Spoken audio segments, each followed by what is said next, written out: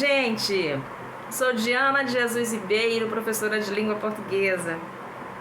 Hoje estou aqui muito contente por trazer mais um tantito assim de conhecimento para vocês. Estou com a blusa verde, um argolão coral, cabelo preso em cima, solto embaixo, abaixo do ombro, ao fundo uma parede branca com um quadro, tá? Ah, esqueci, minha pele é parda, meu olho é um tantinho puxado. E hoje eu estou aqui realmente convidando todos vocês para mergulharem no conhecimento que está aí esperando por todos vocês, por todos nós. Nosso estudo de hoje é Semana de Arte Moderna, que ocorreu em 1922, quando o Brasil fazia 100 anos de independência.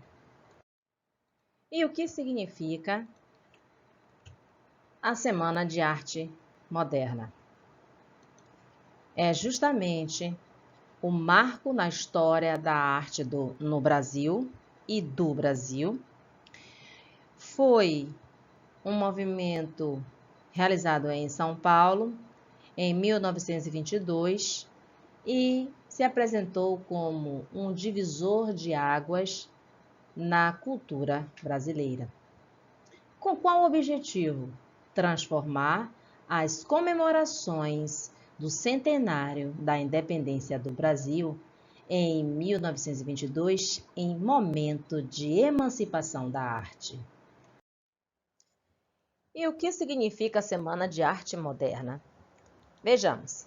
Oposição ao modelo vigente de manifestação cultural. O que é oposição? Ser uma espécie de adversário, ok? Busca por um espírito novo e moderno na arte. Então, justamente, eles estão buscando isso, ou buscaram isso na época, para romper com o modelo vigente. Discussão sobre renovações na arte, possibilidades de trazer à tona ideias, pensamentos materializados em músicas, em pinturas, em esculturas, um novo olhar em relação à vida representado na arte, esse olhar, ok? Outro ponto, movimento histórico e cultural, porque ficou registrado, marcou a época, escandalizou, e esse movimento teve realmente esse intuito de chocar a sociedade. E por último, manifestação coletiva, envolveu um coletivo imenso, pessoas de vários segmentos da sociedade, trazendo à tona e convidando cada pessoa para refletir sobre a necessidade de transformação de uma época. Bem, em quais circunstâncias, né? No momento de comemoração de 100 anos de independência do Brasil em 1922, transformações sociais, políticas e econômicas do Brasil.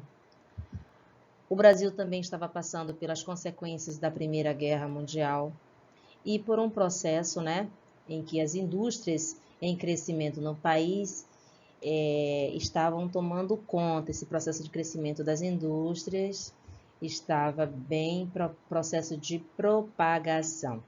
E isso trazia uma esperança para o brasileiro, porque significava emprego. Características da Semana de Arte Moderna. Algumas características da Semana de Arte Moderna.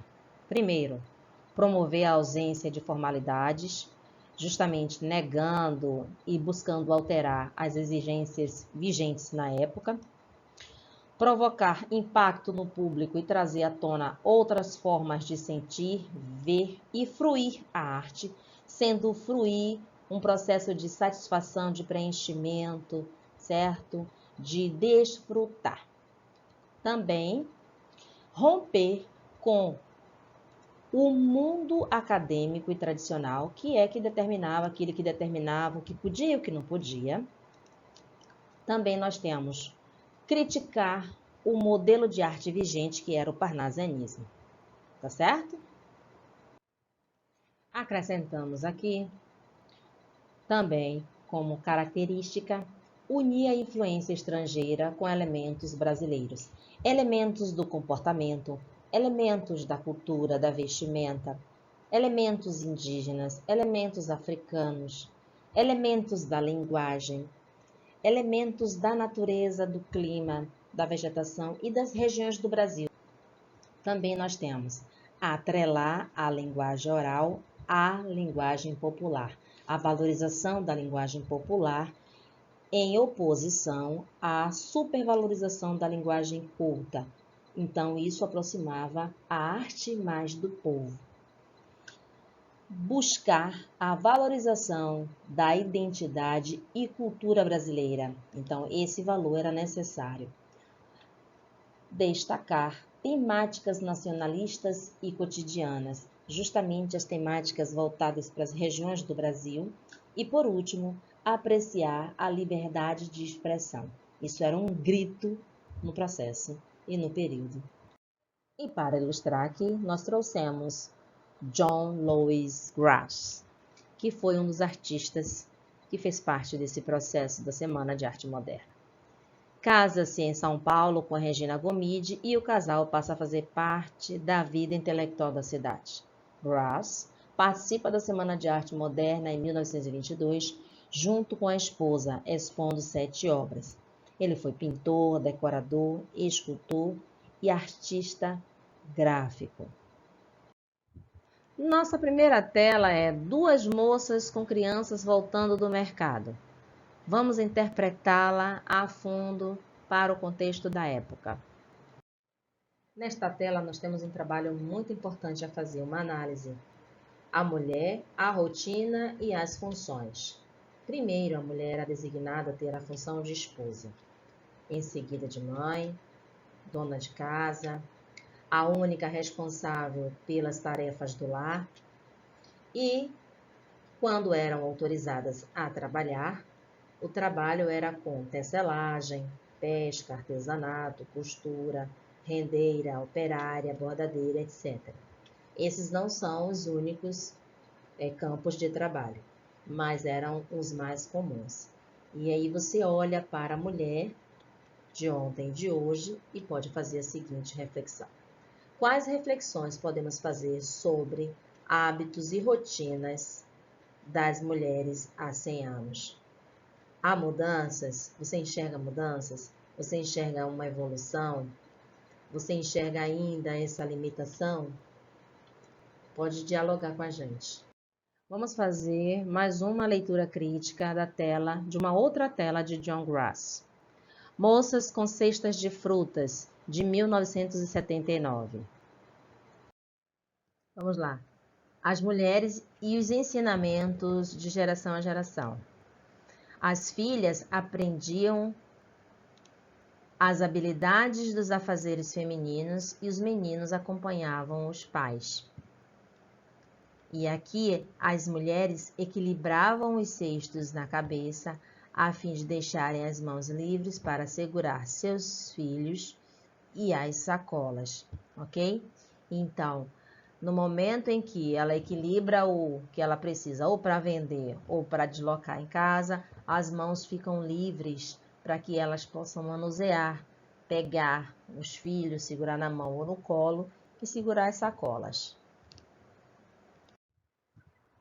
A última tela, Mulheres Rendeiras, 1980.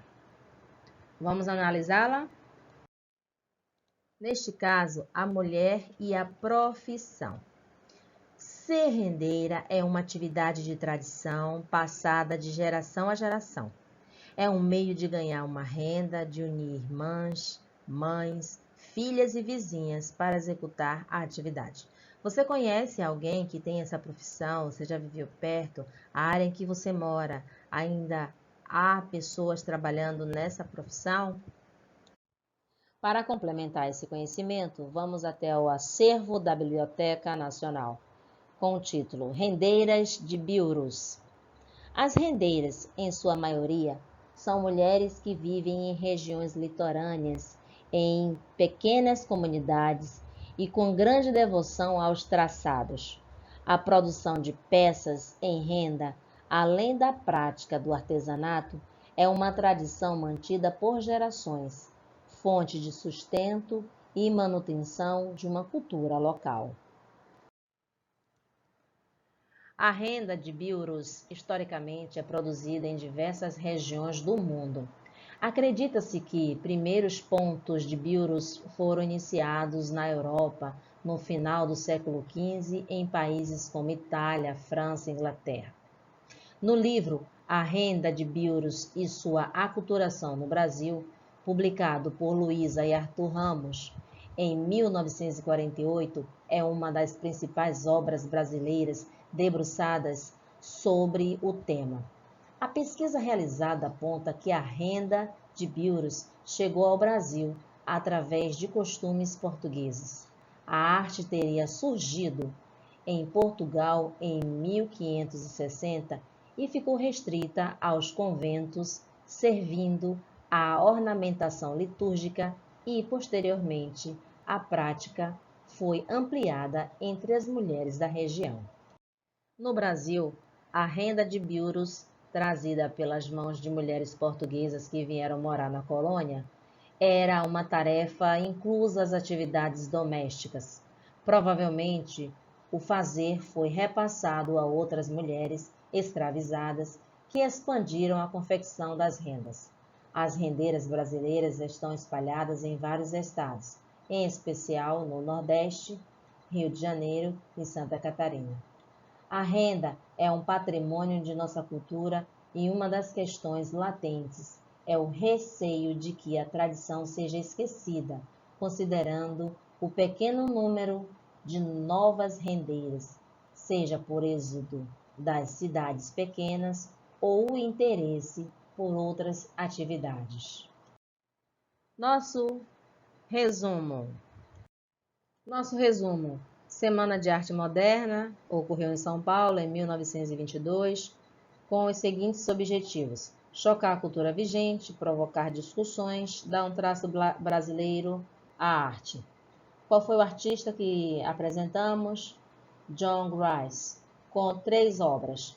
2 moças com crianças voltando do mercado, esta tela aqui. Moças com cestas de frutas, esta aqui, e mulheres rendeiras, esta aqui. Nosso desafio.